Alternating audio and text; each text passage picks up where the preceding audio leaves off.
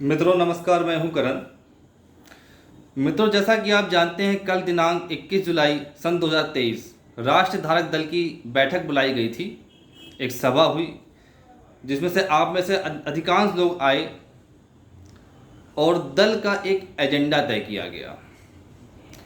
इस एजेंडे को तो वैसे पिछले साल जुलाई से ही तय किया जा रहा है। अलग अलग राज्यों के अलग अलग लोगों से मिल करके, उनसे बात करके, उनकी राय जान करके कि देश के प्रति, समाज के प्रति, राष्ट्र के प्रति अब क्या एजेंडा होना चाहिए, क्या रणनीति होनी चाहिए। तो मित्रों, एक बहुत सुंदर एजेंडा, बहुत सुंदर उद्देश्य इस दल का तैयार कर लिया गया है। मित्रों, उस उद्देश्य में जो पहला मूल मंत्र है वो है भारत भारतवासियों के लिए है। भारत भारतवासियों के लिए है, ना कि उनके लिए जो विदेशी सभ्यता संस्कृति के मानने वालों के लिए। और पहला जो एजेंडे का पहला एजेंडा है, एक सख्त जनसंख्या नियंत्रण कानून लागू किया जाए। सख्त जनसंख्या नियंत्रण कानून लागू किया जाए। एक परिवार 2 संतान की पॉलिसी लागू की जाए, अधिकतम 2 संतान। जो इस नियम को ना माने देश के अंदर, उसके प्रति दंडात्मक कार्रवाई हो, पेनाल्टी लगे और साथ ही सरकारी सुख सुविधाओं से वंचित किया जाए। जितनी भी मुफ्त की चीज़ें मिलती हैं सब बंद की जाए, मताधिकार से भी उसको वंचित किया जाए। बहुत ज़रूरी कदम है ये। आज से 20 साल पहले लागू हो जाना चाहिए था, मगर गंदी राजनीति के चलते और गंदे राजनेताओं के चलते ये लागू नहीं हो पाई। अब लागू होना ये बहुत ही ज़रूरी है। इस दल का जो दूसरा एजेंडा है, न्यायालयों की समय सीमा निर्धारित की जाए ताकि पीड़ित व्यक्ति को 6 माह के अंदर उसको न्याय मिल सके। और इसके लिए पूरा एक जो इसका अलग स्ट्रक्चर बनेगा, जो ज़रूरतें होंगी वो ज़रूरतें भी सरकार पूरी करेगी। इस दल का ये दूसरा एजेंडा है। मित्रों, 20-20 साल मुकदमे चलते हैं, गंभीर से गंभीर अपराध आदमी करके खुलेआम घूमता है, क्योंकि उसे पता है 10 साल बाद, 20 साल बाद, 25 साल बाद जब फैसला आएगा तब आएगा। ये व्यवस्था परिवर्तित होनी चाहिए और न्याय हर व्यक्ति का जन्म सिद्ध अधिकार है। यदि किसी के ऊपर कोई जुल्म होता है, अत्याचार होता है, भ्रष्टाचार होता है, तो दोषी को दंड मिलना चाहिए और निर्दोष को न्याय मिलना चाहिए। मित्रों, बड़े बड़े वादे पार्टियां करती हैं, पर यह वादा आज तक किसी पार्टी ने नहीं किया कि सबको न्याय मिलेगा और समय सीमा के अंदर मिलेगा। तीसरा एजेंडा है, मतांतरण विरोधी एक सख्त कानून बनाया जाएगा और मतांतरण करने वाली जो ये लांबी है, जो विदेशी फंड आ रहा है, देश में भी फंड, देश के लोग भी फंड दे रहे हैं और देश की भारतीय सभ्यता संस्कृति को समाप्त करने के बहुत बड़े पैमाने पे जो षड्यंत्र चल रहा है। ईसाई मशीनरियाँ लगी हुई हैं, ईसाई में कन्वर्ट कर रही हैं। कम्युनिस्ट लगे हुए हैं, अलग अलग शाखाएं बना करके लोगों को कम्युनिस्ट बना रहे हैं। जिहादी अपना जिहाद फैला करके, डर दिखा करके, लालच दे करके लोगों को अरबी सभ्यता की ओर, इस्लामिक सभ्यता की ओर समाज को ले जा रहे हैं, लव जिहाद कर रहे हैं। बहन बेटियों को बहला फुसला कर कन्वर्ट किया जा रहा है। इसके खिलाफ एक सख्त कानून बहुत पहले बन जाना चाहिए था, पर अब बहुत ज़रूरी है, ये बनाना ही होगा। चौथा एजेंडा है, जो हमारे मठ मंदिर हैं वो सरकारी नियंत्रण से मुक्त होने चाहिए। जो उन मंदिरों की कमाई है वो सरकारी खाते में ना जा करके एक सनातन बोर्ड का गठन किया जाएगा। उस बोर्ड का संचालन जो है साधु संत इत्यादि लोग करेंगे और जो फंड आवेगा ये भी सुनिश्चित होगा कि जो मंदिरों से फंड आ रहा है, जो धन आ रहा है, वो धन किस कार्य में खर्च हो रहा है? वो धन खर्च होना चाहिए गुरुकुल प्रणाली में, धर्म के प्रचार प्रसार में, गुरुकुल में गौशालाओं के लिए खर्च होना चाहिए, नंदीशालाओं के लिए फंड खर्च होना चाहिए, धर्मशाला में फंड खर्च होना चाहिए। इसके अलावा पाठशाला या व्यायामशाला में ही वो धन खर्च किया जाए, अन्य कहीं भी वो धन खर्च ना किया जाए, यह भी सुनिश्चित होगा। ये हमारे मंदिरों से सरकार पैसा उठा लेती है, सारा धन जितना भी आता है सब उठा लेती है। इसके बदले में वो देती क्या है? सनातनियों को कुछ देती है क्या? सनातनी लोगों की जो नागरिकता है, जो यहाँ पे उनकी, वो बिल्कुल तीसरे दर्जे की हो चुकी है। हमारा धन हमसे ले लेते हैं, और जो हमारे गुरुकुल इत्यादि चल रहे थे देश में, या वर्तमान में थोड़े बहुत बच्चे हैं जो चल रहे हैं कहीं कहीं, 1 रुपए का भी सहयोग सरकार उनको नहीं देती है।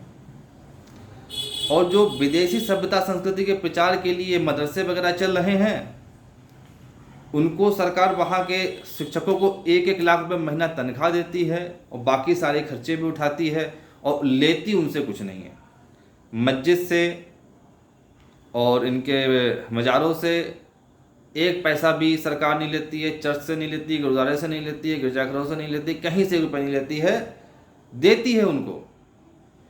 और सनातनियों के मंदिरों से जो धन लिया जाता है वो उनके ऊपर 1 भी पैसा खर्च नहीं किया जाता है, खर्चा दूसरों पे किया जाता है। ये बहुत बड़ा अन्याय एक बहुत लंबे समय से आज तक चल रहा है। तमाम सरकारें बदल गई, मनमोहन की बदली, अटल जी की बदली, मोदी जी की आई, सब आए, मगर सब कुछ नहीं इसमें परिवर्तन हो पाया।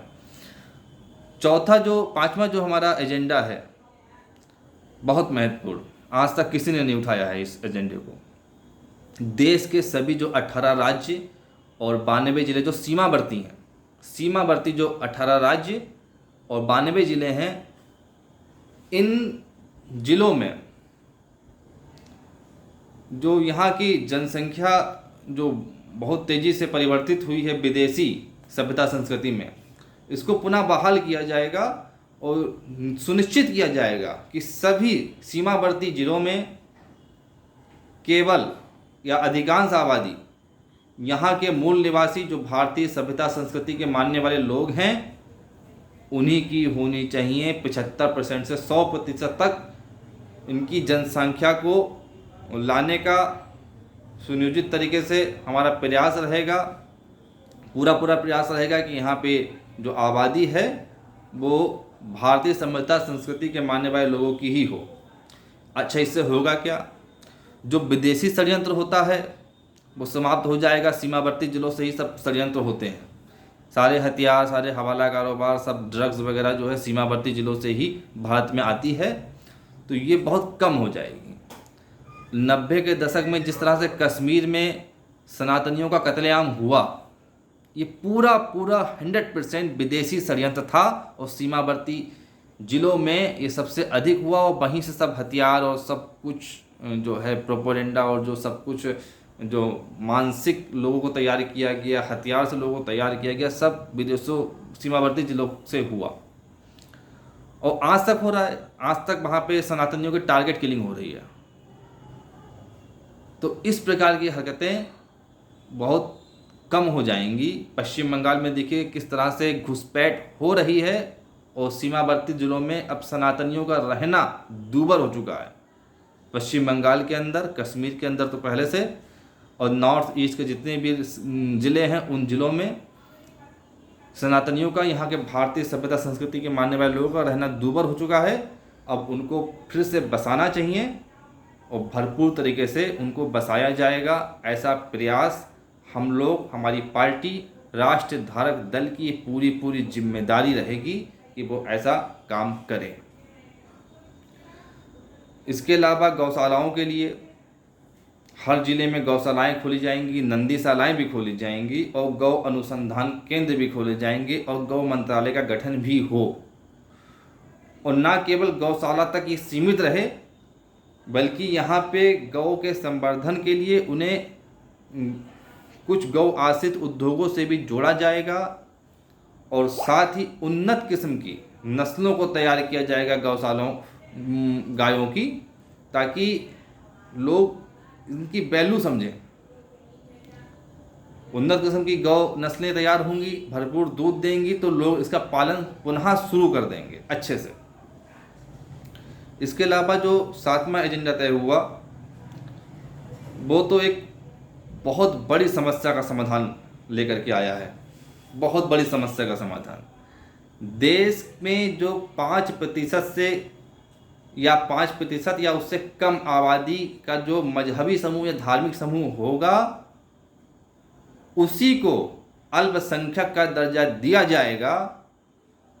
अन्य किसी भी जो जिनकी जनसंख्या 5% से अधिक है वो अल्पसंख्यक समुदाय में नहीं माने जाएंगे। अल्पसंख्यक का लाभ केवल उसी को मिलेगा जिसकी संख्या 5% से कम या 5% ही देश के अंदर है। तो इस प्रकार से एक बहुत बड़ा वर्ग जो देश के विभाजन के लिए जिम्मेदार था, जिसने देश का विभाजन कर डाला, उस वर्ग को अल्पसंख्यक होने का लाभ अब नहीं मिलेगा। जब ये पार्टी का ये एजेंडा है, इसके लिए हम संविधान में संशोधन भी करेंगे कि कभी अगर सरकार रहे ना रहे, आए जाए, सब चलता रहता है, पर संविधान में संशोधन हो जाएगा तो ये हमेशा के लिए, एक लंबे समय के लिए इस समस्या का समाधान हम सभी को मिल जाएगा।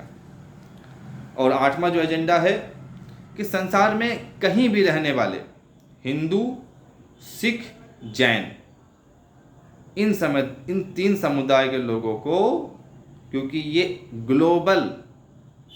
ग्लोबल माइनॉरिटी हैं और इनके पास कोई अपना देश नहीं है। एकमात्र नेपाल हिंदू राष्ट्र था जो कि माओवादियों ने, कम्युनिस्टों ने कब्जा कर रखा है। इनका कोई अपना देश नहीं है, इनका कोई ठिकाना नहीं, इनको कोई पूछने वाला नहीं है। इसलिए जो ग्लोबल माइनॉरिटीज़ है, सनातनी, सिख और जैन, इनको भारत में आसानी से नागरिकता मिल जाए, इसलिए CAA कानून भी लाया जाएगा। और ये एक प्राकृतिक मातृभूमि, भारत इनके लिए एक प्राकृतिक मातृभूमि घोषित किया जाएगा। ये हमारा 8वां और 9वां एजेंडा है। अब जो 10वां हमारा एजेंडा है कि सांसद व विधायकों को मिलने वाली एक से अधिक पेंशन, जितनी बार विधायक बन जाओ भैया उतनी पेंशन ले जाओ, जितने बार सांसद बन जाओ उतनी पेंशन ले जाओ। टेलीफोन भत्ता ले जाओ, फ्री है कॉलिंग, फिर भी आप टेलीफोन भत्ता भी मिल रहा है। इस प्रकार की जो गैर वाजिब सुविधाएं इनको मिल रही हैं वो ख़त्म की जाएंगी, क्योंकि इनको भी जानना चाहिए कि एक सांसद, एक विधायक, वो भी एक आम नागरिक ही है। जनता ने उसको चुना है अपने प्रतिनिधित्व के लिए, ऐसो-ऐसी के लिए नहीं चुना है। ये उनको अपनी जिम्मेदारी का एहसास होना चाहिए। अब 11वां जो हमारा एजेंडा है, ये भी बहुत बहुत महत्वपूर्ण, बहुत बड़ा एकदम सुधार, बहुत बड़ा सुधार लेकर आने वाला। सभी प्रकार के कर जैसे इनकम टैक्स, GST, वैट, सेट, TDS, ये सब खत्म कर दिए जाएंगे। और इसकी जहाँ पे केवल एक BTT, एक टैक्स लगेगा, एक देश एक टैक्स, और वो होगा मात्र 1%। मात्र 1% टैक्स हर व्यापारी को, हर व्यक्ति को देना होगा। और बाकी सभी प्रकार के टैक्सों के पूरे एक मकड़ जाल से, हालांकि जब GST नहीं था तो टैक्स बहुत प्रकार के थे, अब GST आ गया तो 40 प्रकार के टैक्स तो एक में मर्ज हो गए। अभी भी 40 प्रकार के टैक्स और होंगे लगभग, और जिनसे इंसान बहुत परेशान रहता है, व्यापारी भी बहुत परेशान रहता है। बहुत लंबी चौड़ी फीस वकील को देता है, अकाउंटेंट को रखता है, CA को रखता है, पूरी टीम रखता है अकाउंटेंसी की, और बहुत ज़्यादा तकलीफ एक व्यापारी बहुत तकलीफ झेलता है।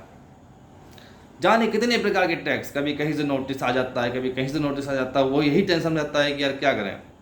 सारे टैक्स हटा दिए जाएंगे, केवल एक टैक्स 1% टैक्स होगा, और ये सब पर लागू होगा, छोटे से छोटा व्यापारी और बड़े से बड़ा व्यापारी। कुछ लोगों ने कहा कि भाई 1% टैक्स से कैसे काम चलेगा, तो शॉर्टकट में मैं बताऊंगा। जैसे कि ये 1% टैक्स लगने से ITC का खेल ख़त्म हो जाएगा। जो व्यापारी ITC का बहाना लेकर के टैक्स जमा नहीं करते हैं, उनको भी पूरा अपनी सेल पर टैक्स देना होगा, परचेज दिखानी होगी, सेल दिखानी होगी, पूरी सेल पर 1% टैक्स लगेगा, जो कि ITC का खेल ख़त्म कर देगा और और ये जो अपने जो अर्थशास्त्री हैं उनका कहना है अगर ये लागू हो जाएगा तो कर संग्रह लगभग लगभग 1.5 गुना और बढ़ जाएगा, क्योंकि प्रत्येक व्यक्ति 1% टैक्स देगा, हर एक चीज़ पर टैक्स देगा, मात्र 1%। अच्छा, जो इसके आगे का है इसके लिए स्पेशल अलग वीडियो बनेगी, उसी में ये समझाया जा सकता है। और जो 12वां हमारा जो एजेंडा तैयार हुआ है वो भी बहुत ही महत्वपूर्ण है। वक्फ अधिनियम, पूजा स्थल अधिनियम 1991 और सच्चर कमेटी की सिफारिशों को तत्काल निरस्त और समाप्त कर दिया जाएगा। और धारा 30, अब एजेंडा 14 पे आ जाइए। धारा 30 में संशोधन करके, एजेंडा 12, धारा 30 में संशोधन करके जो सनातनियों के साथ में अनाचार अत्याचार हो रहा है पिछले 75 वर्षों से, वो समाप्त किया जाएगा। धारा 30 हमारे देश को, हमारे समाज को, भारतीय सभ्यता संस्कृति को, सनातन सभ्यता संस्कृति को पूरी तरह से समाप्त कर देने के लिए बनाई गई थी। और ये बहुत बड़ा षड्यंत्र था, इस पे एक अलग से वीडियो बनेगा, इसको समाप्त कर दिया जाएगा। देश के अब जो 14वां जो एजेंडा है वो भी आपको पसंद आएगा। देश के हर नगर महानगर क्षेत्र के हर 2 किलोमीटर के दायरे में एक पार्क, एक हॉस्पिटल और एक स्कूल हर नगर और महानगर में बनाया जाएगा, हर 2 किलोमीटर के दायरे में। और ब्लॉक क्षेत्र और तहसील क्षेत्रों में भी इस तरह की व्यवस्थाओं को लागू करने का प्रयास पूरा किया जाएगा। स्टेडियम नहीं है, पार्क नहीं है, बड़े बड़े नगरों में, महानगरों में कहीं पे एक पार्क है पूरे नगर में, कहीं एक स्टेडियम है, और पब्लिक वहाँ पे लाखों की संख्या में है। जितना हॉस्पिटल ज़रूरी है उतना ही पार्क और स्टेडियम भी ज़रूरी हैं, और वो भी होने चाहिए। ऐसा प्रावधान अपना राष्ट्र धारक दल के माध्यम से किया जाएगा, करवाया जाएगा। ड्रग्स आदि नशे के काले कारोबार को पूरी तरह समाप्त कर दिया जाएगा। जो ड्रग्स, सरकारें आती हैं जाती हैं पर ड्रग्स नहीं जाता है। ड्रग्स का काला कारोबार पूरे देश में अपनी जड़ें जमा रहा है। ये भी एक प्रकार का, और ये देश विरोधी ताकतें, जिहादी ताकतें, आतंकी ताकतें अब वो इसको हथियार के रूप में प्रयोग कर रही हैं। मिशनरियाँ कन्वर्जन के लिए ड्रग्स का इस्तेमाल करी, लोगों को ड्रग्स एडिक्ट बना रही हैं, फिर उनको कन्वर्ट कर रही हैं। बहुत बड़ा षड्यंत्र ड्रग्स के जरिए हो रहा है। ये पूरा रॉकेट को समाप्त किया जाएगा, एक सख्त व्यवस्था लागू की जाएगी। और एक स्विस बैंकों में जमा काले धन को स्वदेश वापस लाया जाएगा और दोषियों पर सख्त कार्रवाई की जाएगी। बीजेपी का 2014 में बहुत बड़ा इसके लिए इन्होंने बहुत बड़ा इसका प्रचार किया कि हम काला धन ख़त्म करेंगे, स्विस बैंकों से लेकर के आएंगे और जो है दोषियों को सज़ा देंगे, पर हालांकि वो नहीं कर पाए। पर आप सभी लोग इस दल को सपोर्ट करेंगे, समर्थन करेंगे, तो ये दल अवश्य करेगा। राष्ट्रीय धारक दल काले धन को समाप्त करेगा, स्विस बैंकों में जमा काला धन वापस लेकर के आएगा और दोषियों पर भी कड़ी कार्रवाई होगी। भारत पर 155 लाख करोड़ का जो भारी भरकम कर्ज है, 155 लाख करोड़ बहुत बड़ा कर्ज है। इस कर्ज को समाप्त करने के लिए हर संभव प्रयास किए जाएंगे। राष्ट्रीय धारक दल की ओर से भारत को एक कर्ज मुक्त राष्ट्र बनाया जाएगा। और जो इस बहुत ही बुरे कार्य के लिए जिस नेताओं ने कार्य किया है, भारत को इतने बड़े कर्जे में डाल दिया, इसके लिए जो जिम्मेदार नेता हैं उन पर कानूनी कार्रवाई भी की जाएगी। देश का भला ना कर सको भाई, बने रहो, आप कुर्सी पकड़े बैठे रहो, मंत्रालय लिए बैठे रहें, देश का भला नहीं कर सकते हो, ना करो, बुरा तो ना करो। 155 लाख करोड़, सन 2004 में 10 लाख करोड़ का कर्जा था हमारे देश भारत पर, जो कि प्रति वर्ष बढ़ता रहा। मनमोहन की सरकार हो चाहे मोदी की सरकार हो, 2014 में 55 लाख करोड़ का कर्ज हो गया और 2023 आते आते ये 155 लाख करोड़ का कर्जा हो चुका है। आरबीआई भी कंगाल है इस समय, उसका भी जो फंड था वो अधिकांश निकाल लिया गया है, इमरजेंसी फंड जो उनके पास होता है। और इतना बड़ा कर्जा देश के ऊपर लाद दिया, इस देश की जनता के ऊपर, इसको समाप्त करना बहुत ज़रूरी है। शुद्ध हवा, शुद्ध पानी, शुद्ध पर्यावरण, देश के सभी नागरिकों को सभी प्रकार के प्रदूषण मुक्त वातावरण प्रदान किया जाएगा। ये एजेंडे का 18वां एजेंडा है, 18वां सूत्र है। और 19 नंबर पे हर एक नागरिक को शुद्ध भोजन, मिलावट रहित दूध, दही, घी, फल, सब्जी आदियाँ प्राप्त हों, ये गारंटी सरकार की होगी। CAA NRC लाया जाएगा ताकि घुसपैठियों को बाहर किया जाए। कोई दया नहीं, घुसपैठियों पे कोई दया नहीं। NRC लाया जाएगा ताकि घुसपैठियों को बाहर किया जाए। CAA लाया जाएगा ताकि जो पीड़ित हमारे भारतीय सभ्यता संस्कृति के मानने वाले लोग हैं, सनातनी, सिख और जैन, इनको भारतीय नागरिकता आसानी से भारत में मिल सके। एक समान नागरिक संहिता लागू की जाएगी। ये हमारा 21वां एजेंडा है।